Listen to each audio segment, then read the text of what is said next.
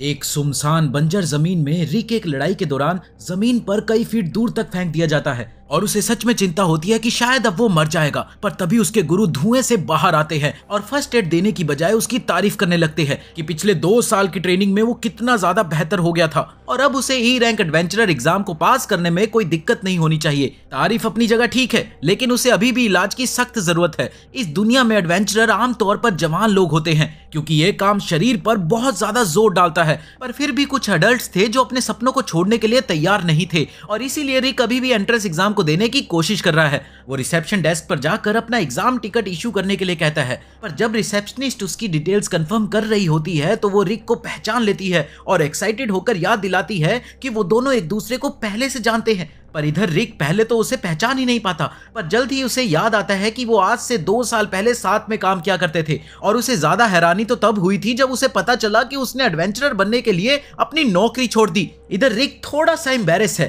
क्योंकि आमतौर पर कोई भी 30 साल की उम्र में एडवेंचरर बनने के लिए अप्लाई नहीं करता था। अक्सर लोग अपने टीन्स में जी रैंक से शुरू करते हैं और 1 या 2 साल में ई रैंक तक पहुंच ही जाते हैं। तभी रिसेप्शनिस्ट उससे पूछती है कि आखिर पिछले 2 साल में रिक कर क्या रहा था, क्योंकि उसे उसकी कोई खबर नहीं मिली थी। जिस पर रिक समझाता है कि वो ज्यादातर पहाड़ों में अपने गुरु के साथ ट्रेनिंग कर रहा था। तभी एक शराब पिया हुआ आदमी रिसेप्शन डेस्क पर आया और रिसेप्शनिस्ट के साथ फ्लर्ट करने लगा और जब वो मना करती है तो वो आदमी इनकार सुनने को तैयार ही नहीं होता और उस रिसेप्शनिस्ट के साथ बदतमीजी करने लगता है। और तभी रिक फैसला करता है कि उसे बीच बचाव करना चाहिए, जिसके बाद उसने उस शराबी को साइड करने के लिए आराम से उसके पेट पर हाथ रखा, लेकिन वो अचानक से बेहोश हो गया। रिसेप्शनिस्ट उस शराबी की वजह से हुई असुविधा के लिए माफी मांगती है, मुझे माफ कर दो। अपना एग्जाम नंबर लेने के बाद रिक बाहर जाता है जहाँ एक मेड रीनेट उसका इंतजार कर रही है, जो पूछती है कि क्या रिक का रजिस्ट्रेशन हो गया, जिस पर रिक हामी भरता है और साथ ही उसका इंतजार करने के लिए उसका थैंक यू भी बोलता है।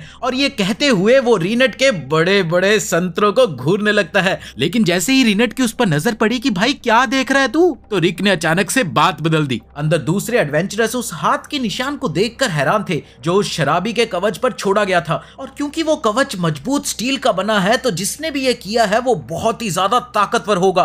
तभी 2 लोग अंदर आते हैं और उस शराबी को एक तस्वीर से पहचान लेते हैं जो उन्होंने पहले देखी थी। उसका नाम डोमल है और वो एक ए रैंक एडवेंचरर है जो 30 मामलों में वांटेड है। रिसेप्शनिस्ट जानती है कि ये रिक ने किया है, पर अगर वो सच में ए रैंक एडवेंचरर को गिरा सकता है तो वो शायद ज्यादा ही ताकतवर है। इसी बीच रिक का फिजिकल एग्जाम चल रहा है और उसकी हाइट लगभग 5'8" आती है, पर फिजिशियंस हैरान है कि रिक ये टेस्ट दे रहा है जबकि वो 32 साल का है। उसके बाद सारे स्टूडेंट्स को अगले रूम में ले जाया जाता है जहां उन्हें क्रिस्टल बॉल पर हाथ रखने को कहा जाता है ताकि उनके अंदर की जादुई ताकत को मापा जा सके। जब एक एक करके दूसरे लोग टच करते हैं तो उन्हें अलग अलग रिजल्ट्स मिलते हैं, जिसमें सबसे ज्यादा सी ग्रेड है। पर जब रिक की बारी आती है तो उस क्रिस्टल में बिल्कुल भी लाइट नहीं होती, जिसके बाद एग्जामिनर ने उसे जादू के मामले में एफ ग्रेड दे दिया। दूसरे उम्मीदवार रिक का उसके लो माना स्कोर के लिए मजाक उड़ाने लगते हैं, अरे बस एफ ही आया ना, एफ ही आया ना। पर जैसे ही एग्जामिनर अगले बच्चे को बुलाता है तभी क्रिस्टल अचानक से ब्लास्ट हो जाता है। अगला टेस्ट सभी उम्मीदवारों की ताकत को मापने का है, जिसके लिए उन्हें कहा जाता है कि ग्रीन रोड पर जितनी जोर से हो सके उतनी जोर से मारे। ये एक खास स्लाइम बैग है जो किसी भी हमले को सह सकता है, तो उन्हें इसे खराब करने की चिंता नहीं करनी चाहिए। तभी रिक को याद आया कि उसने एक बार स्लाइम बैग पर प्रैक्टिस की थी और तब उसके मास्टर ने एक गुस्से में गोल्डन स्लाइम बैग को फोड़ डाला और रिक से कहा कि तुझे भी ऐसा ही करना है। रिक को नहीं लगा था कि यह मुमकिन है क्योंकि गोल्डन स्लाइम बैग एक ड्रैगन के दांत जितना मजबूत होता है, पर उसके गुरु ने कहा कि अगर वो एडवेंचरर बनना चाहता है तो ये तो कम से कम करना ही होगा। और जब उसके गुरु ने एक सिंगल मुक्के से उसे आसानी से तोड़ दिया तो रिक भी मोटिवेट हुआ कि जब तक ये टूट ना जाए तब तक ट्रेनिंग करता रहूंगा, चाहे उसे एक दिन में 50,000 बार मुक्के मारने पड़े। पर उसे वो ट्रेनिंग बिल्कुल पसंद नहीं थी। दूसरी ओर सभी उम्मीदवार उस स्लाइम बैग को पूरी ताकत से मारने के लिए लाइन में लग गए। पहले आदमी के लात मारने के बाद अगला उम्मीदवार डैरियर फैमिली का दूसरा बेटा है और अफवाह ये है कि उसका मैजिक सिर्फ 11 साल की उम्र में भी एक सी रैंक एडवेंचरर जितना ताकतवर है। और जब वो लड़का शुरू करता है तो वो हेल फ्लिंग जादू करता है और सब लोग हैरान हो जाते हैं। इधर रिक भी हैरान था, पर इसीलिए क्योंकि वो जादू बहुत छोटा है। लड़के ने फायरबॉल को लॉन्च किया और बिल्कुल सही टारगेट पे मारा और जजेस सच में लड़के की काबिलियत को देखकर खुश होते हैं। ये देखकर रिक और भी हैरान हो जाता है क्योंकि उसके मैजिक टीचर जो फायर बॉल्स उस पर फेंकते थे वो इससे कहीं ज्यादा खतरनाक थे। जिसके बाद रिक को लगता है कि लड़के का फायर बॉल उस टीचर के फायर बॉल जितना ही ताकतवर होगा। पर शायद लड़के ने उसे छोटा कर दिया ताकि बिल्डिंग ना तबाह हो जाए। जैसे ही अटैक पावर एग्जाम आगे बढ़ता है, आखिरकार रिक की बारी आती है और जब वो स्लाइम बैग के पास जा रहा था तो एग्जामिनर ने उससे पूछा कि क्या वो सच में 30 साल से ज्यादा का है। रिक हाँ में जवाब देता है तो एग्जामिनर कहता है कि वो ऐसी चीजें करने के लिए बहुत बूढ़ा है। ट्रेनिंग आम तौर पर ज्यादा रिजल्ट नहीं देती जब तक कि उसे जिंदगी के शुरुआत में शुरू ना किया जाए, और उसके जादू वाले स्कोर्स भी बहुत गंदे हैं और इसीलिए उसे शर्मिंदा होने से पहले ही हार मान लेनी चाहिए। रिक जानता है कि लोग उसकी उम्र को लेकर थोड़े से जजमेंटल है, वो सच में हार मानना चाहता है, पर उसने यहाँ तक पहुंचने के लिए बहुत मेहनत करी है। ट्रेनिंग के दौरान तब तक स्लाइम बैग्स पर मुक्के मारे हैं जब तक उसके हाथ से खून नहीं निकलने लग गया, और अब टेस्ट में रिक ने इतना जबरदस्त मुक्का मारा कि उस स्लाइम बैग के एक ही बार में चीथड़े उड़ गए। उसका मुक्का तो इतना ज्यादा ताकतवर था कि सामने वाली दीवार तक उड़ गई। ये देखकर सब लोग हक्के बक्के हो गए और रिक भी हक्का बक्का हो गया क्योंकि उसे उम्मीद नहीं थी कि बैग इतना कमजोर होगा। इधर वो लड़का यकीन नहीं कर पा रहा था कि उसने क्या देखा, और वो रिक की कामयाबी से परेशान है क्योंकि आज का दिन उसका था शाइन करने का। लेकिन वो अभी के लिए रिक से हार मान लेता है क्योंकि उसकी खासियत डिफेंसिव मैजिक है, इसीलिए वो अगले टेस्ट में रिक से बेहतर परफॉर्म करेगा। पर जैसे ही अगला टेस्ट शुरू होता है तो वो लड़का हैरान रह जाता है जब रिक फोर्थ नेचर जादू को आसानी से रोक लेता है, जिस पर एग्जामिनर ने रिक की तारीफ की कि भाई तू कर तो बहुत बढ़िया रहा है, लेकिन सिर्फ लेवल 1 जादू का इस्तेमाल क्यों कर रहा है। जिस पर रिक ने कहा कि मुझे तो लेवल 1 वाला ही आता है और यही बहुत है सबके लिए। एग्जामिनर इसे बेइज्जती की तरह ले लेता है और वो अब एक 5th ऑर्डर जादू का इस्तेमाल करने की तैयारी करता है ताकि वो रिक को दिखाए कि उसे उन्हें हल्के में नहीं लेना चाहिए। वो हेरान साइक्लोन का इस्तेमाल करता है जिसके बाद एक बहुत बड़ी हेरान वेव पूरे किंगडम में गूंजती है जिसे दूर खड़ा सिल्वेस्टर भी सुन पाता है। कुछ मिनट बाद सिल्वेस्टर एग्जाम सेंटर पहुंचता है ये पता करने के लिए कि क्या हो रहा है, जिस पर उसे बताया जाता है कि एक F रैंक एडवेंचरर ने अपने हाथों से एक स्लाइम बैग को उड़ा दिया और सिर्फ लेवल 1 डिफेंस मैजिक का इस्तेमाल करके एक 5th नेचर जादू को पूरी तरह से ब्लॉक कर दिया। अभी रिक एग्जाम का रिटन पार्ट ही दे रहा है और वो अपने नॉलेज में कॉन्फिडेंट लग रहा है। टेस्ट खत्म होने के बाद रिक रीनेट के साथ एक ब्रेक लेता है और वो पूछती है कि उसका रिटन टेस्ट कैसा गया। रिक कॉन्फिडेंटली जवाब देता है कि उसे यकीन है कि वो रिटन टेस्ट में 100 में से 100 लाएगा। आखिर उसने 14 साल गिल्ड में रिसेप्शनिस्ट के तौर पर काम किया है, तो ऐसा तो कोई भी तरीका नहीं है कि वो फेल हो जाए, पर फिर भी उसे यकीन नहीं है कि उसके ओवरऑल स्कोर्स एग्जाम पास करने के लिए काफी होंगे या नहीं। रीनेट उसे यकीन दिलाती है कि एग्जाम के लिए इतनी ट्रेनिंग करने के बाद सब ठीक होगा, पर तभी पहले वाला लड़का रिक के पास आकर चिल्लाता है आ! रिक को समझ में नहीं आता कि ये सब क्या है, पर असल में फ्रीड इसलिए परेशान था क्योंकि ये दिन उसकी काबिलियत को सबके सामने दिखाने का था, पर रिक ने उससे बेहतर परफॉर्म करके सबका ध्यान छीन लिया। बस वो अब इसके बारे में रो रहा था। रिक कोशिश करता उसे बताने की कि उसका ऐसा कोई इरादा नहीं था भाई, और तब तक फ्रीड की बहन भी वहां पहुंच गई और अपने भाई को रोता देखकर वो तुरंत रिक पर चिल्लाने लगती है। रिक पूछता है कि क्या वो फ्रीड की बहन है, तो वो अपना नाम एंजेलिका ड्यूथ बताती है और फ्रीड तुरंत उसे बताता है कि ये 40 साल का आदमी उसका दिन खराब कर रहा है। रिक को ये बात बुरी लगती है और वो कहता है कि वो सिर्फ 30 का है, लेकिन एंजेलिका और फ्रीड उसे 40 साल का आदमी बुलाते रहते हैं। 40 साल का आदमी, 40 साल का आदमी। आखिरकार एंजेलिका रिक को एक ड्यूल चैलेंज करने के लिए अपना ग्लव उस पर फेंकती है, पर रिक ये नहीं समझता कि ये एक चैलेंज है, तो वो ग्लव को उठा लेता है क्योंकि वो बिल्कुल नहीं चाहता था कि वो गंदा हो जाए। बदकिस्मती से परंपराओं के मुताबिक ग्लव को उठाने का मतलब है लड़ाई करने का इरादा, तो एंजेलिका खुशी से उनके लड़ाई करने के लिए जगह सेट कर देती है। उसका कहना था कि उसे रिक को सजा देने में काफी मजा आएगा, पर अगर उन्हें ये करना है तो रूल्स के हिसाब से करना होगा। फिल्म किंगडम में ड्यूल्स में विनर लूजर के लिए सजा सेट कर सकता है, तो वो सजा सेट करती है कि लूजर को विनर की जिंदगी भर सेवा करनी होगी। एंजेलिका असल में एक 2nd क्लास रॉयल नाइट है, पर रिक को नहीं पता था कि एक 2nd क्लास नाइट कितना ताकतवर होता है, तो रीनेट उसे समझाती है कि 2nd क्लास नाइट लगभग B रैंक के बराबर होते हैं। ये सुनते ही रिक टेंशन में आ जाता है क्योंकि वो जानता है कि B रैंक के एडवेंचरर्स बड़े राक्षसों को अकेले ही मार सकते हैं, पर रीनेट को ये बड़ी बात नहीं लगती और वो रिक से कहती है कि ध्यान रखे कि लड़ाई में वो एंजेलिका को मार ना दे। रिक सोचता है कि B रैंक के खिलाफ खुद को रोकना नामुमकिन था, जबकि वो अभी भी F रैंक है क्योंकि उसे अब तक अपनी असली ताकत का कोई अंदाजा नहीं है। तो रीनेट कहती है कि वो अपनी पिछले 2 साल की ट्रेनिंग पर विश्वास करे, बस और कुछ नहीं। अचानक से सारी डरावनी ट्रेनिंग की झलक उसके दिमाग में आ जाती है और वो उल्टी कर देता है। रिक उसे ऐसी टॉर्चर याद दिलाने के लिए रीनेट को कोसता है और वो उसे याद दिलाती है कि अगर वो ये सब सरवाइव कर सकता है तो उसे एंजेलिका को हराने में कोई दिक्कत नहीं होगी, और आखिरकार वो कॉन्टिनेंट की सबसे ताकतवर पार्टी का मेंबर है, तो उसे अपने आप पर थोड़ा सा तो विश्वास रखना चाहिए ना।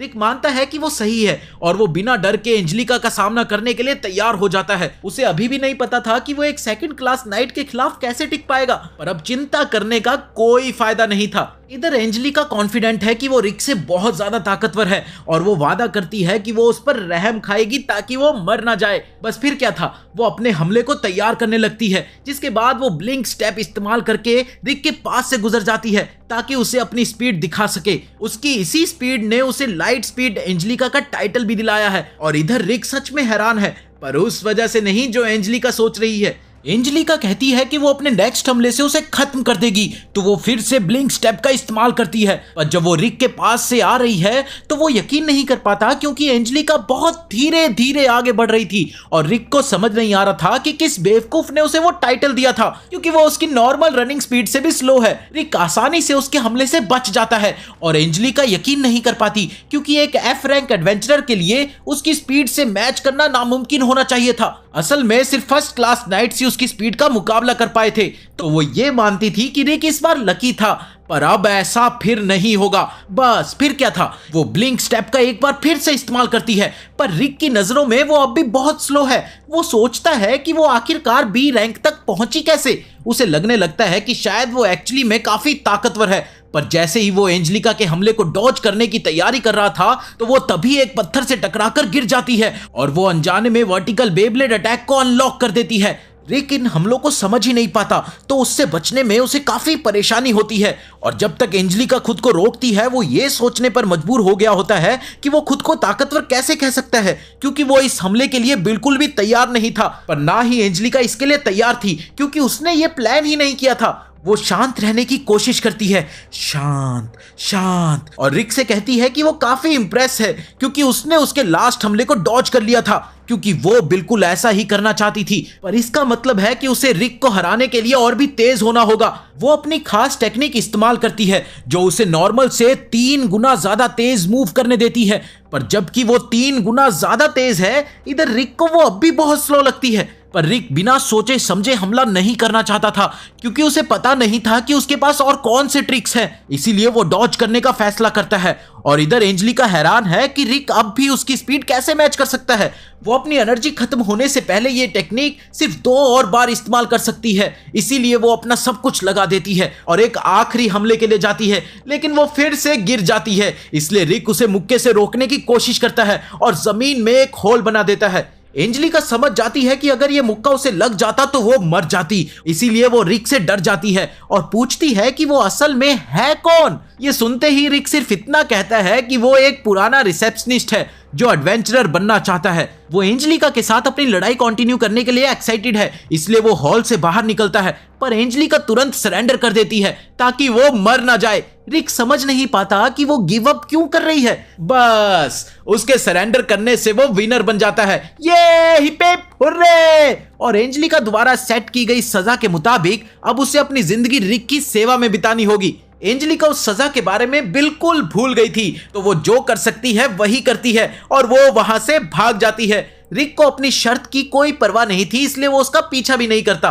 और एग्जाम के रिजल्ट जल्द ही आने वाले हैं, इसलिए उसे चेक करने के लिए वहां से जाना पड़ता है। इसी वक्त रीनेट रिक को बताती है कि उसके बाकी गुरु भी उससे मिलने के लिए आने वाले हैं और रिक ये बात सुनकर पूरी तरह से घबरा जाता है। रिक और रीनेट अभी के लिए एग्जाम सेंटर वापस जाते हैं और उन्हें बताया जाता है कि रिजल्ट्स जल्द ही उनके एग्जाम टिकट्स के थ्रू अनाउंस होंगे। भाई साहब देखो, अगर आप पास होते हैं तो आपका टिकट ब्लू ग्लो करेगा और आपको एग्जाम्स के सेकंड स्टेज में आगे जाने की अनुमति होगी। लेकिन अगर कोई और कलर आया तो हो सकता है कि आप फेल हो गए हों। इधर रिक बहुत चिंता में है कि शायद वो एग्जाम में फेल हो जाए, तो रीनेट उसे यकीन दिलाने की कोशिश करती है, तूने अच्छा किया है रिक, तूने अच्छा किया है। उसकी बातों से खुश होकर रिक सोचता है कि कितनी अच्छी है यार ये, काश ये 10 साल पहले मिली होती तो इससे शादी कर लेता। पर तभी वो उसे धमकी देती है कि अगर वो फेल हो गया तो उसकी ट्रेनिंग 3 गुना बढ़ा दी जाएगी। तभी रिक का कार्ड ग्लो करने लगता है और वो घबराहट में उसे उठाता है और उसे ये देखकर खुशी होती है कि वो पहला एग्जाम पास कर चुका है। ये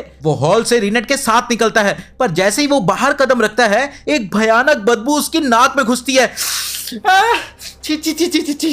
और वो देखता है कि एक अमीर आदमी सीधा रीनेट की तरफ आ रहा है और वो तुरंत अपना परिचय कराता है डायरम्यूट फैमिली के सबसे बड़े बेटे रास्टर डायरम्यूट के रूप में। रिक पहले ही डायरम्यूट फैमिली के 2 मेंबर से लड़ाई कर चुका है, पर इस बार रास्टर रिक के लिए नहीं आया है, वो रीनेट के साथ अपना चांस लेना चाहता है। रिक रास्टर से अपना परिचय कराने की कोशिश करता है, पर रास्टर को एक 30 साल के आदमी से कुछ लेना देना नहीं था, इसीलिए वो वापस रीनेट से बात करने लगता है और कहता है कि वो उसकी पर्सनैलिटी से डीपली प्यार करता है और चाहता है कि रीनेट उसके साथ चले ताकि वो उसकी दूसरी बीवी बन सके। दूसरी बीवी? यहाँ रिक लाइन क्रॉस होती देखकर आगे बढ़ता है क्योंकि वो रीनेट को रास्टर जैसे किसी आदमी के हाथों में नहीं छोड़ सकता, इसलिए वो रीनेट के सामने खड़ा हो जाता है और कहता है कि वो उसकी गर्लफ्रेंड है।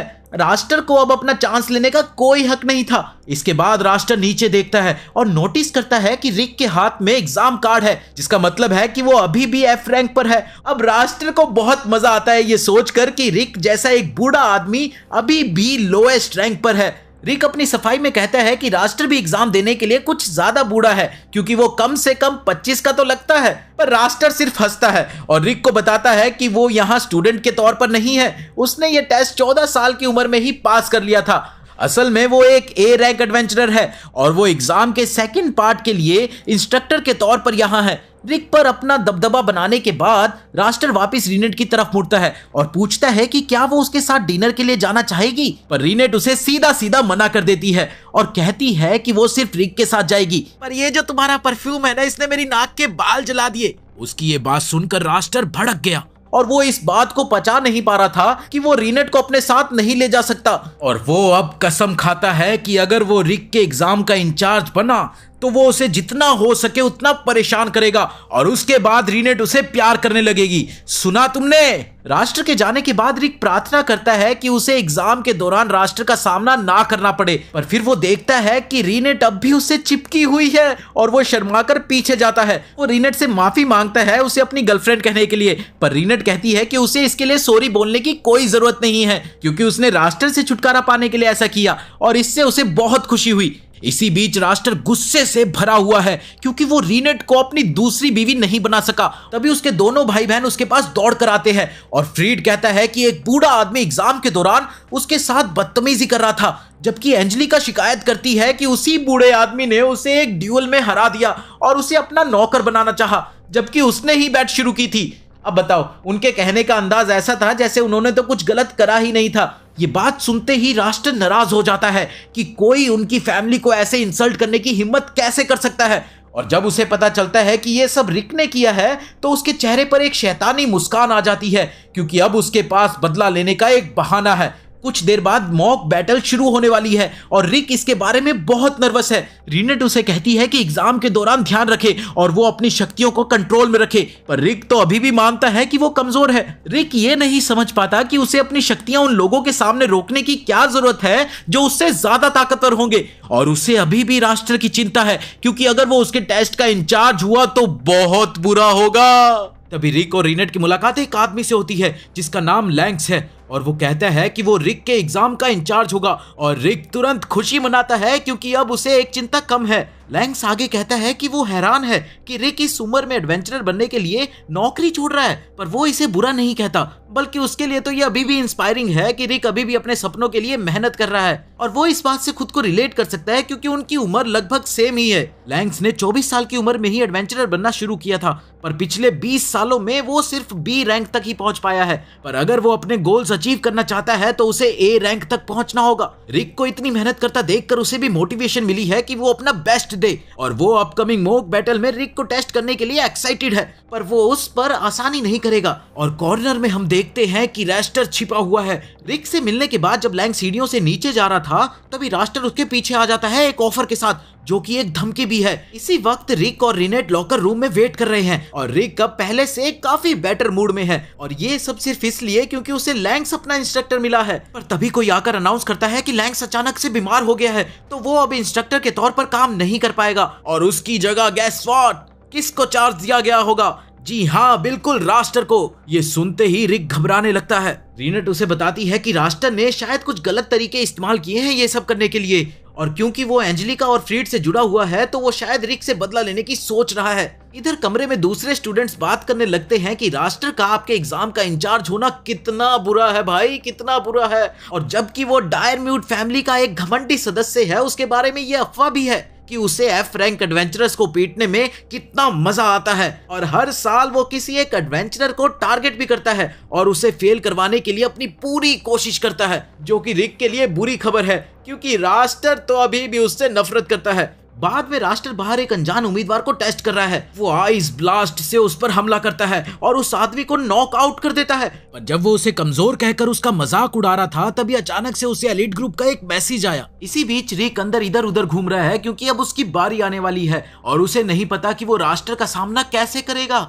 रीनट को समझ नहीं आ रहा था कि आखिर ये किस बात को लेकर इतनी टेंशन में है, क्योंकि उसे सिर्फ रास्टर को हराना है। पर रिक सोचता है कि रास्टर को हराना नामुमकिन है क्योंकि वो ए रैंक एडवेंचरर है, जबकि रिक तो एफ रैंक का है। वो मानता है कि अगर वो रास्टर का सामना करेगा तो वो मर जाएगा, पर अगर वो पीछे हटेगा तो उसकी ट्रेनिंग 3 गुना आगे बढ़ जाएगी। बस इसके बाद रीनट रिक के सामने आती है और पूछती है कि क्या उसे अपनी स्किल्स पर सच में विश्वास नहीं है। वो काफी गंभीरता से मानता है कि वो एक अधूरा एडवेंचरर है क्योंकि उसने जिंदगी में बहुत देर से ये नौकरी बदली थी और लोग उसे हमेशा कहते थे कि वो इसके लिए बहुत बूढ़ा है। लेकिन रीनट ने उसे समझाया कि दूसरों की बात सुनकर उसे अपने कॉन्फिडेंस को नहीं हिलाना चाहिए, चाहे रिक खुद पर विश्वास करे ना करे, पर वो करती है। उसने रिक को अपने भरोसे पर भरोसा करने को कहा कि जब मैं बोल रही हूँ ना तू जीतेगा तो तू जीतेगा। रिक उसकी बातों के लिए थैंक यू बोलता है और कहता है कि अब वो ज्यादा कॉन्फिडेंट फील कर रहा है। तभी एक नकाबपोश लड़का रिक के पास आता है और उसे फ्री में भविष्य बताने का ऑफर करता है। साथ ही वो कहता है कि इसमें कुछ भी झूठ नहीं है, जबकि ये सब बहुत अजीब सा है। रिक फिर भी फैसला करता है कि वो इसके साथ जाएगा, पर जैसे ही रिक बैठता है रीनट चेयर पर एक जादुई सर्कल देखती है तो वो रिक को सावधान करने की कोशिश करती है कि ये एक चाल है, पर इसमें वो देरी कर देती है और रिक तुरंत टेलीपोर्ट हो जाता है। उसके बाद लड़का अपना नकाब हटाता है और दिखाता है कि वो असल में फ्रीड है और वो खुश है कि वो रिक को अपने जाल में फंसाने के लिए कामयाब रहा। पर उसे खुद को टेलीपोर्ट करने का प्लान बनाना चाहिए था क्योंकि रीनेट बहुत गुस्से में है और उसे कॉलर से पकड़कर दीवार में छेद कर देती है। वो फ्रीड से पूछती है कि रिक को कहां टेलीपोर्ट किया गया है, लेकिन फ्रीड पहले तो बताने से मना कर देता है। पर जब रीनेट उसकी पलकें काटने की धमकी देती है तो फ्रीड बताता है कि उसका टेलीपोर्टेशन मैजिक किसी को ज्यादा से ज्यादा 100 मीटर तक ही भेज सकता है, तो रिक अभी भी आसपास ही है। इसी बीच रिक ट्रेनिंग सेंटर के पीछे रिवर पर पहुंच जाता है और उसे समझ नहीं आता कि वो यहाँ कैसे आया। तभी एलीट गार्ड्स उसके सामने आए और रिक को बताया जाता है कि बदकिस्मती से उन्हें ऑर्डर्स है कि वो उसे पीटेंगे। उन्होंने बताया कि वो डायरम्यूट फैमिली के एलीट गार्ड्स हैं। बस रिक समझ जाता है कि रास्टर और दूसरे लोग इसके पीछे हैं। वो नहीं चाहते कि रास्टर के हाथ गंदे हो, तो वो ये पूरी कोशिश करेंगे कि रिक एग्जाम में पहुंच ही ना पाए। रिक उन्हें बेशरम कहता है उसे रोकने की कोशिश करने के लिए ताकि वो अपना एग्जाम मिस कर दे। जब वो सोच रहा होता है कि आगे क्या करे तो उसकी नजर पास के पहाड़ी पर खड़े कुछ लोगों पर पड़ती है और ध्यान से देखने पर उसे पता चलता है कि वो उसके पार्टी के सीनियर मेंबर्स हैं और वो उनसे लाइट गार्ड से भी ज्यादा डरता है। उसके पार्टी मेंबर्स नीचे कूद कर रिक से पूछते हैं कि वो यहाँ क्या कर रहा है जबकि उसे एग्जाम देने जाना है। वो लाइट गार्ड की जान बचाने के लिए एक झूठ गढ़ लेता है कि वो बस उसकी तैयारी में मदद कर रहे थे, जिस पर ब्रोसोन ने कहा कि अगर ट्रेनिंग चल ही रही है तो मैं भी 2-2 हाथ कर लेता हूं। पर रिक जानता है कि ब्रोसोन के साथ ट्रेनिंग कितनी मुश्किल है।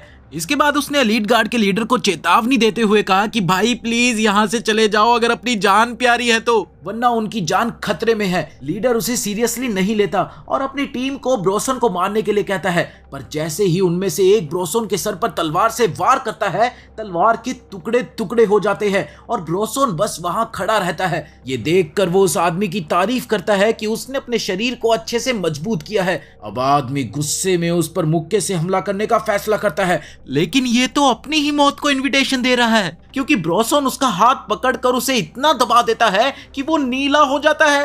पर ब्रोसन उसे बताता है कि उसे चिंता करने की कोई जरूरत नहीं है क्योंकि उसके पास हीलिंग मैजिक है जो उसके हाथ को ठीक कर देगी। एलीट गार्ड का लीडर अब समझ रहा है कि उसने इन लोगों पर हमला करके शायद गलती कर दी है और उसे इनकी असली शक्ति का अंदाजा हो गया है। इन सब के बीच मेजेट रिक से पूछता है कि क्या एलीट गार्ड सच में उससे लड़ने आए हैं। रिक कंफर्म करता है तो मेजेट कहता है कि भाई तू टेंशन ना ले, मैं इसे शांति से हैंडल कर लूंगा। फिर वो एक super fire barrel MK3 rifle निकालता है और रेंज में सब पर फायर करके उन्हें जमीन पर गिरा देता है, जिस वजह से रिक उस पर चिल्ला उठा, तूने सबको मार दिया, जबकि उसने कहा था कि वो इसे शांति से संभालेगा। लेकिन मेजेट कहने लगा कि शायद इनमें से कोई जिंदा है। अभी एक आदमी एलिस को कैदी बनाने की कोशिश करता है ताकि उन्हें कुछ फायदा मिल सके, पर उसे अंदाजा नहीं है कि उसने कितनी बड़ी गलती कर दी है। फिर ब्रॉसन कहता है कि अगर तुम मरना नहीं चाहते तो धीरे से मेरे पास से हट जाओ, पर आदमी नहीं सुनता और एलिस को चुप कराने के लिए उस पर वार करता है और उसकी किस्मत वहीं बर्बाद हो जाती है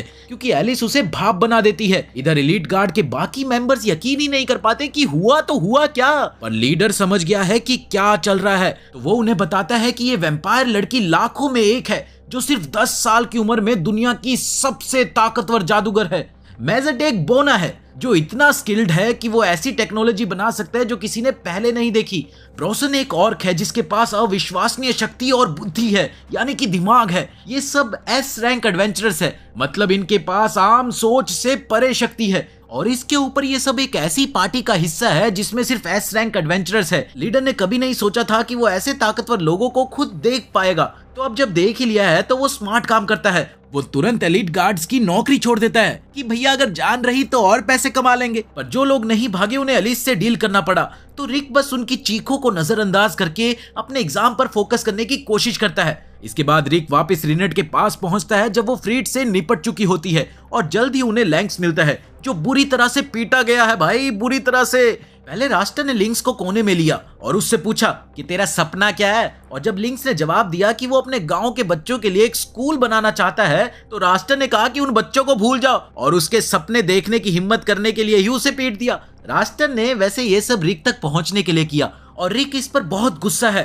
पहले तो वो डरा हुआ था, लेकिन अब उसने सोच लिया था कि वो रास्टर की छिताई करेगा, पर उससे पहले मिली अडोल्फ से। अडोल्फ के पास एक ऐसी खास शक्ति है जिससे वो किसी भी इंसान को देखकर ये बता सकता है कि आखिर उसके अंदर कितनी ताकत है, और इसे साबित करने के लिए वो एक अनजान एग्जामिनी को देखता है और पता लगाता है कि वो बिल्कुल कमजोर है। तो माना जा सकता है कि वो तुरंत रास्टर द्वारा एलिमिनेट हो जाएगा। दूसरी तरफ रास्टर एक पावर हाउस है और उसका जादू बहुत ज्यादा ताकतवर है। अडोल्फ को ये सब देखकर थोड़ा दर्द होता है क्योंकि ताकतवर लोगों को स्कैन करना उसकी आंखों पर जोर डालता है, जिसके चलते जब उसने रिक को देखा तो वो सीधा अंधा हो गया। लगता है बर्फ पड़ने वाली है। इसी बीच स्टैंड्स में रिक की पुरानी कोवर्कर रिनेट के पास आती है और अपना नाम एलिसा ग्रैंगर बताती है और कहती है कि उसने पहले दिन रिक को रिनेट के साथ देखा था। तो जब रिनेट बताती है कि वो रिक की पार्टी का हिस्सा है तो एलिसा ये सुनकर खुश हो जाती है कि रिक के नए दोस्त हैं, और क्योंकि सब रिक का टेस्ट देखने की तैयारी कर रहे थे तो रिनेट ने उसे उनके साथ बैठने को कहा और वो खुशी से मान जाती है और सीड्स की तरफ बढ़ती है। पर ब्रोसन को वहां देखकर वो डर जाती है क्योंकि वो एक ऑर्क है। तभी मेजेट देखता है कि रिनेट के पीछे एक लड़की खड़ी है, तो रिनेट उसका परिचय रिक की पुरानी को वर्कर के रूप में करवाती है और एलिसा सबको हेलो करती है, हेलो हेलो हेलो। मेजेट देखता है कि एलिसा के संतरे काफी बड़े हैं, तो वो तुरंत उसे अपने पास बैठने का ऑफर देता है, आइए बैठिए ना। पर रिनेट ने एलिसा को मेजेट का शिकार नहीं होने दिया और अब रिक एरिना में आता है। तो ब्रोसन रिनेट से पूछता है कि उसके ख्याल से रिक एग्जाम में कैसा करेगा। वो पूरे भरोसे से कहती है कि रिक बिना किसी दिक्कत के एग्जाम को पास कर लेगा, पर एलिसा को लगता है कि ये इतना आसान नहीं होगा। वो कहती है कि रास्टर एक A रैंक एडवेंचरर है और वो E रैंक एडवेंचरर्स को बुरी तरह से पीटने के लिए जाना जाता है, पर अगर रास्टर सिर्फ A रैंक है तो ब्रोसन को ये यकीन है कि रिक को कोई दिक्कत नहीं होगी। अब लड़ाई शुरू होने वाली है। इधर एंजेलिका और फ्रेड जो कि बुरी तरह से जख्मी है, रिक को सबक सिखाने के लिए चीयर्स करते हैं और रास्टर का भी इरादा यही है। उसे नहीं पता था कि रिक उन लोगों से कैसे बच गया जो उससे पीटने वाले थे, पर वो लोग उसके जितने ताकतवर नहीं थे। रिक रास्टर से पूछता है कि वो एडवेंचरर क्यों बना और रास्टर जवाब देता है कि उसने ये सिर्फ स्टेटस के लिए किया था, क्योंकि जब तक उसके पास हाई रैंक है वो नए खिलाड़ियों को मजे के लिए पीट सकता है। अगर उसकी वजह इतनी खोखली है तो रिक कहता है कि वो किसी भी हालत में उससे हार नहीं मानने वाला। रास्टर लेवल 1 आइस जादू रिक पर फायर करके शुरू करता है और जानबूझकर मिस करता है, पर रिक 1 इंच भी नहीं हिलता। वो रिक का मजाक उड़ाता है कि वो डर के मारे जम गया है, पर असली वजह यह है कि रिनेट ने उसे सलाह दी थी कि लड़ाई के 1 मिनट पहले वो अपने आप को शांत करे और रास्टर की मूवमेंट्स को देखे। रास्टर इस बार सच में हमला करने की तैयारी कर रहा है। वो रिक पर एक लेवल 3 फायर जादू कास्ट करता है और रिक रास्टर द्वारा इतनी जल्दी जादू कास्ट करने से इम्प्रेस्ड है, पर उसे ऑब्जर्व करते रहना है, इसलिए वो डॉज नहीं कर सकता। बस फिर क्या था, फायर ब्लास्ट सीधा रिक को हिट करता है। इधर एलिसा को रिक की चिंता होने लगती है, लेकिन रिक बिल्कुल ठीक होता है। ब्रोस्टन एलिसा को बताता है कि रिक इतना ताकतवर है कि ऐसा ब्लास्ट उसका कुछ नहीं बिगाड़ सकता। उसने समझाया कि अगर जादू में किसी को कामयाब बनना है तो छोटी उम्र से ही ट्रेनिंग करनी पड़ेगी, वरना उस कैटेगरी में ग्रोथ की कोई उम्मीद नहीं होती। ज्यादा से ज्यादा कोई 20 साल तक सीख सकता है, लेकिन क्योंकि रिक ने तो अपनी ट्रेनिंग ही लगभग 30 साल की उम्र में शुरू की थी, तो वो जादू में तो एकदम नल्ला ही है, लेकिन उसने बाकी हर चीज में जबरदस्त ट्रेनिंग की है। ब्रोसन ने उसकी फिजिकल ताकत ट्रेन की और रिक को ऐसी चीजें करवाई जैसे कि गांव के बीच भागना, पर 900 किलो वजन के साथ, और जहरीले सांप उसका पीछा करते थे। ब्रोसन ने रिक की ताकत बढ़ाने के लिए सब कुछ किया और मेजेट ने उसकी माना कंट्रोल ट्रेनिंग करी। ये आश्चर्य की बात थी कि मेजेट ने ट्रेनिंग को आधे में नहीं छोड़ा, क्योंकि उसे काम करना पसंद ही नहीं है। पर जब रिक की बात आई तो वो चाहता था कि रिक अच्छी मैजिकल डिफेंसेस बना सके, वरना अब तक तो वो राख बन चुका होता। साथ ही रीनेट ने भी रिक को बहुत बढ़िया ट्रेन किया है, और ये सुनकर एलिसा हैरान हो जाती है, क्योंकि उसने सोचा था कि रीनेट तो एक काम वाली है। रिक ने सब कुछ दांव पर लगाकर उनसे सीखा है, तो उसके पास पहले से ही एस रैंक एडवेंचरर की शक्ति है। हालांकि उसे यह एहसास नहीं है, क्योंकि ब्रोसन ने हमेशा ही उसे डराया था कि एफ रैंक एडवेंचरर उससे ज्यादा ताकतवर है। अब रास्टर एक और जादू कास्ट करने वाला है। रिक और लैंक्स को उनके एडवेंचरर बिजनेस में इतनी देर तक टिकने के लिए इंसल्ट करता है, और ये कहते हुए वो अपने स्किल ट्री के हर एलिमेंट हमले को रिक के ऊपर दाग देता है। जब तक वो खत्म करता है तो उसे लगता है कि रिक मर गया होगा, या कम से कम बुरी तरह घायल होगा, पर उसके और उसके भाई बहनों की उम्मीद के खिलाफ रिक बिना एक स्क्रैच के सब कुछ झेल लेता है। रास्टर इस बात से परेशान होता है कि रिक कितना ढीठ है, तो वो फैसला करता है कि अब वो रिक को अपने हाथों से खत्म करेगा। इसीलिए वो अपने हाथों और पैरों पर एक मजबूत जादू कास्ट करता है और रिक पर हमला करने के लिए दौड़ता है। और जैसे ही रास्टर ने रिक को पहला मुक्का मारने की कोशिश की, तो रिक ने बड़ी ही आसानी से उसे रोक दिया और रास्टर को पीछे उड़ा दिया। उसने कभी भी अपनी पावर को बेहतर करने का समय नहीं दिया, ना ही उसकी कोशिश की, तो उसके पास रिक से ज्यादा पोटेंशियल है। लेकिन रिक ने बहुत मेहनत की है, और वो नेचुरली टैलेंटेड चाहे ना हो, लेकिन अपनी मेहनत के बल पर वो किसी को भी उखाड़ कर फेंक देगा। रास्टर रिक के कामयाब काउंटर मुक्के को एक तुक्का मानता है। एक तो यार ये ताकतवर लोग ना जल्दी विश्वास ही नहीं करते किसी चीज पर, इसीलिए अब वो सीरियस होकर रिक को हराने के लिए फुल ताकतवर जादू कास्ट करेगा। पर जादू दिखता चाहे कितना भी खतरनाक हो, रिक उसे एक हाथ से ब्लॉक कर लेता है और रास्टर के नाकामयाब जादू के लिए उसका मजाक उड़ाता है। अलीसा समझ नहीं पाती कि रिक अपनी लो मना कैपेसिटी के साथ इतने हाई लेवल जादू को कैसे ब्लॉक कर सकता है। तो मेजेट समझाता है कि रिक ने अपने माना इस्तेमाल पर बहुत अच्छा कंट्रोल सीख लिया है। अब जबकि राष्ट्र के पास ज्यादा माना है, तो रिक 100 गुना 1000 गुना कम माना इस्तेमाल करके भी राष्ट्र के जादू कास्टिंग को मैच कर सकता है। अब राष्ट्र का कॉन्फिडेंस हिलने लगता है, तो वो अब एक लास्ट हमला करने की कोशिश करता है ताकि प्रूव कर सके कि वो ज्यादा ताकतवर है। पर रिक उसके लिए बहुत फास्ट है, जो राष्ट्र को आयरन बॉडी डिफेंस मैजिक इस्तेमाल करने पर मजबूर कर देता है। इस पॉइंट पर राष्ट्र समझ गया है कि रिक के पास एक एवरेज ई रैंक से ज्यादा पावर है, पर वो अब भी दावा करता है कि अब तक वो सिर्फ लकी रहा है। लेकिन रिक अब और धोखे में नहीं आएगा। वो जानता है कि अब तक सब उसकी शक्ति का नतीजा है, और इसके ऊपर रिक ने अब तक कोई भी ताकतवर मैजिक का इस्तेमाल नहीं किया, लेकिन फिर भी वो राष्ट्र को ओवर पावर कर रहा है। राष्ट्र समझ आता है कि वो अब इससे और धोखा नहीं कर सकता, इसलिए वो रिक से पूछता है, भाई तू इतना ताकतवर कैसे बन गया? तेरे पास तो जादुई शक्तियां बहुत ही ज्यादा कम है। पर रिक को ये बेइज्जती लगती है कि रास्टर ये सोचता है कि उसने कोई चालाकी इस्तेमाल की है। रिक बताना शुरू करता है कि उसे ड्रैगन्स के बीच में फेंक दिया गया था, और जब तक उसने उन्हें हरा नहीं दिया तब तक उसे निकलने नहीं दिया गया। उसे बहुत ताकतवर एक्सप्लोजन से बार बार उड़ाया गया, और फिर उसे राक्षस गू के तालाब से तैरने के लिए मजबूर किया गया जब तक कि वो उसमें डूबने नहीं लगा। अलीसा यकीन नहीं कर पाती कि रिक ये सब झेल गया, पर असल में रिक ये सब झेल नहीं पाया था। वो कई बार मरने की कगार पर था, लेकिन ब्रोसोन का हीलिंग मैजिक बहुत ज्यादा ताकतवर है, बस उसे जल्दी से अप्लाई कर लेना चाहिए। अब चाहे रिक कितनी भी बार क्यों ना मर जाए, वो हमेशा उसे वापस जिंदा ले आते थे, और इसी तरह उसने अपनी फिजिकल लिमिटेशंस को एक्सीड किया। तो अगर मेजेट ने ट्रेनिंग के लिए उसे क्लिफ से धक्का दे दिया और वो मर गया, तो वो बस ब्रोसोन को बुला लेते थे उसे हील करने के लिए। ऐसा ही एलिस की ट्रेनिंग और रीनेट की ट्रेनिंग के साथ हुआ, जिससे कई लाइफ एंडिंग इंजरीज हुई। रास्टर इन सब पर यकीन नहीं करता, क्योंकि अगर रिक के पास ऐसा कोई तरीका है भी ऐसी खतरनाक ट्रेनिंग करने का, तो उसके पास ऐसी क्या वजह होगी कि वो अपने आप को नर्क से गुजारे। रिक कहता है कि उसका सपना है कि वो दुनिया के सबसे ताकतवर राक्षस केसर एलपी को मार दे। ये बात सुनते ही रास्टर उस पर हंसने लगता है, क्योंकि उसके ख्याल से वो राक्षस सिर्फ एक पुरानी कहानी है, पर असल में वो राक्षस सच में है और ऑर्कलम पार्टी का मकसद ही उसे एक दिन खत्म करना है। इधर रास्टर नहीं मानता कि वो राक्षस है और वो रिक को बच्चों की कहानी पर विश्वास करने के लिए बेवकूफ कहता है, पर रिक को फर्क नहीं पड़ता कि रास्टर उस पर विश्वास नहीं करता, क्योंकि उसके मिशन का उससे कोई लेना देना नहीं है। अब रास्टर रिक की कहानियां सुनने से तंग आ चुका है। वो कहता है कि अब वो इस लड़ाई को एक बार में ही खत्म करेगा और एक लेवल 7 बाइंडिंग जादू इस्तेमाल करके रिक को जगह पर रोक लेता है। फिर वो अपने सबसे ताकतवर जादू का चैंट शुरू करता है, लेवल 8 इद्रिस एल्विन मैक।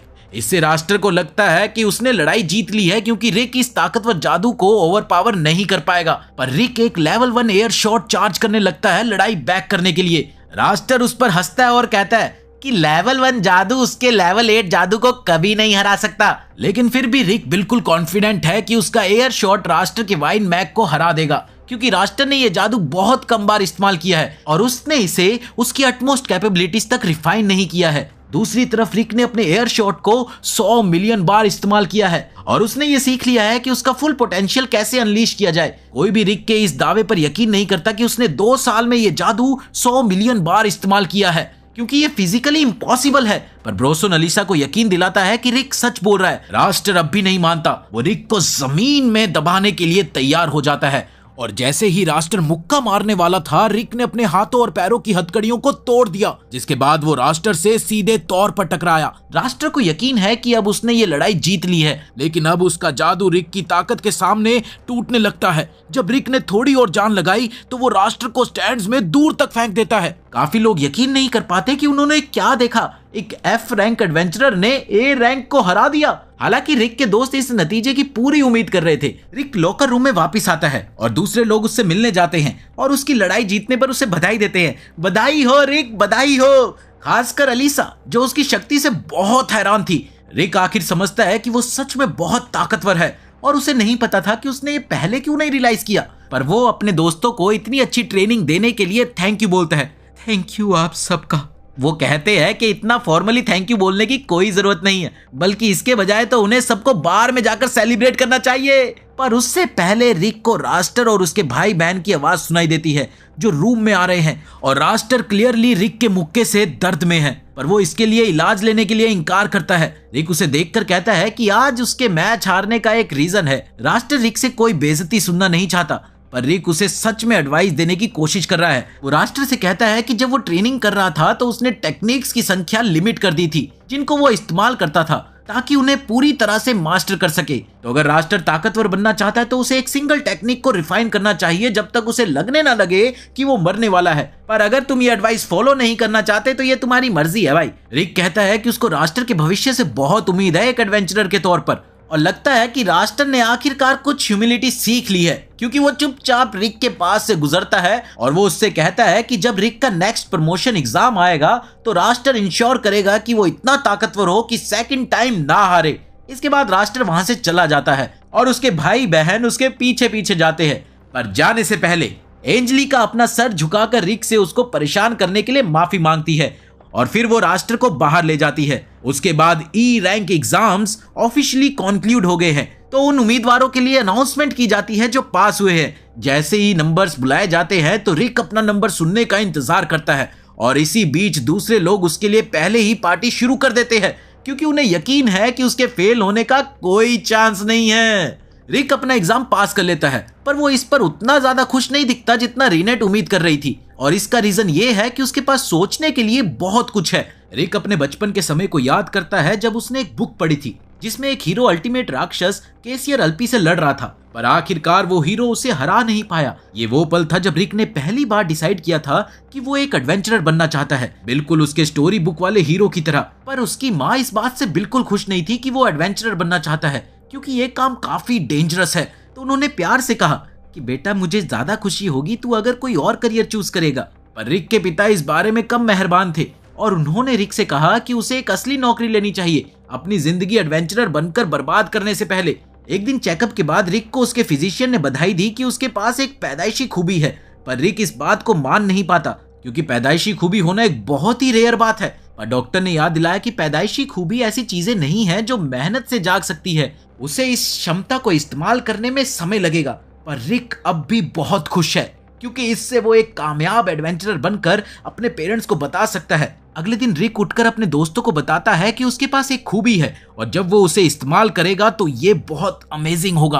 पर दिन जल्दी ही हफ्तों से महीनों में बदल गए और आखिरकार रिक को ये एक्सेप्ट करना पड़ा कि शायद वो अपनी पैदाइशी खूबी को कभी जगा ही नहीं पाएगा। उसके दोस्त उसके प्रति काफी सिंपैथी रखते थे और रिक को फिर भी एडवेंचरर बनने के लिए कोशिश करने के लिए प्रोत्साहित करते थे क्योंकि ज्यादातर एडवेंचरर्स के पास खूबी नहीं होती। साथ ही एडवेंचरर्स बहुत पैसा कमाते हैं तो ये बुरी नौकरी नहीं है। पर रिक एडवेंचरर पैसों के लिए नहीं बल्कि हीरो यमातो की तरह बनना चाहता था और अब क्योंकि उसकी खूबी जाग नहीं रही थी इसलिए वो कभी टॉप का एडवेंचरर नहीं बन पाएगा। इसलिए उसने रिसेप्शनिस्ट के तौर पर एक आम सी नौकरी ले ली। रिक अपने पेरेंट्स को अपने डिसीजन के बारे में बताता है और वो खुशी से झूम उठते हैं ये सुनकर कि रिक ने आखिर अपने सपनों को छोड़ दिया है और एक नॉर्मल आदमी की तरह एक नौकरी करने के लिए तैयार है। अगले कुछ साल रिक रिसेप्शनिस्ट जॉब की ट्रेनिंग में गुजार देता है और कई एडवेंचरर्स को अपने सपने जीते हुए देखता है। समय के साथ साथ रिक रियलिटी से और ज्यादा दूर हो जाता है जब तक कि वो अपनी मामूली जिंदगी को एक्सेप्ट नहीं कर लेता और अपने दोस्तों और परिवारों के साथ वक्त बिताने में खुशी नहीं ढूंढ लेता। एक दिन अपनी पुरानी बुक्स देखते हुए उसे यमातो की लेजेंडरी एडवेंचरर्स वाली स्टोरी बुक मिलती है, पर अब तक वो उसके लिए सिर्फ एक पुरानी फेरी टेल थी जिस पर वो पहले विश्वास किया करता था। अगले दिन रिक काम पर जाता है और अलीसा अभी अभी हायर हुई होती है। वो सारे पेपर वर्क से काफी परेशान दिखाई दे रही है। रिक उसकी मदद करने के लिए आगे आता है और उसे याद दिलाता है कि सीखने के प्रोसेस में जल्दी करने की कोई जरूरत नहीं है क्योंकि वो जल्द ही सब समझ जाएगी।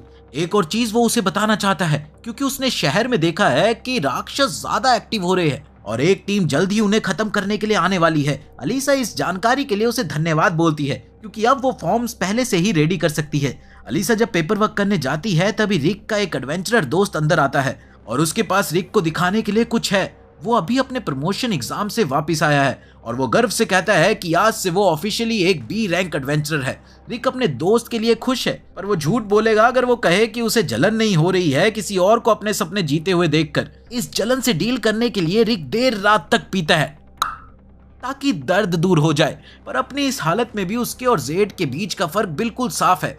जेड बी रैंक तक प्रमोट हो चुका है और रिक की जिंदगी जी रहा है, जबकि रिक 14 साल से उसी कुर्सी पर बैठा है और उसके पास दिखाने के लिए सिर्फ एक थोड़ी सी कमाई है। पर वो ये सोचने से खुद को रोक नहीं पाता कि अगर उसने उस वक्त एडवेंचरर बनने का फैसला किया होता तो वो कितनी दूर आ चुका होता।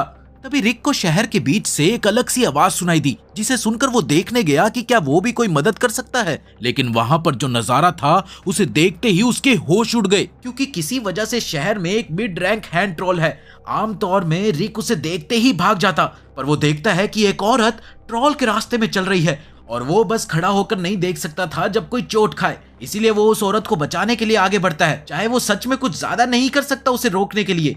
जब राक्षस उनके करीब आता है रिक एक बेरहम मौत के लिए तैयार हो जाता है, पर इससे पहले कि ऐसा हो रीनेट रिक के सामने आ जाती है और राक्षस के टुकड़े टुकड़े कर देती है और फिर वो रिक से उसे बचाने की कोशिश करने के लिए शुक्रिया बोलती है, पर उसे उसकी सेफ्टी की चिंता करने की कोई जरूरत नहीं है क्योंकि वो एक स्किल्ड एडवेंचरर है। इसके बाद रिक और रीनेट दोनों साथ चलते हैं और एक दूसरे से परिचय करते हैं, जिसके बाद रिक कहता है कि वो इम्प्रेस्ड है कि रीनेट कितनी ताकतवर थी और वो उससे पूछता है कि क्या वो एक बी रैंक एडवेंचरर है। इसके जवाब में रीनेट कहती है कि वो बी रैंक की नहीं है। अब रिक को लगता है कि शायद ये ए रैंक की होगी और वो इस बात से हैरान है क्योंकि शहर में एक ए रैंक एडवेंचरर से मिलना आम बात नहीं है।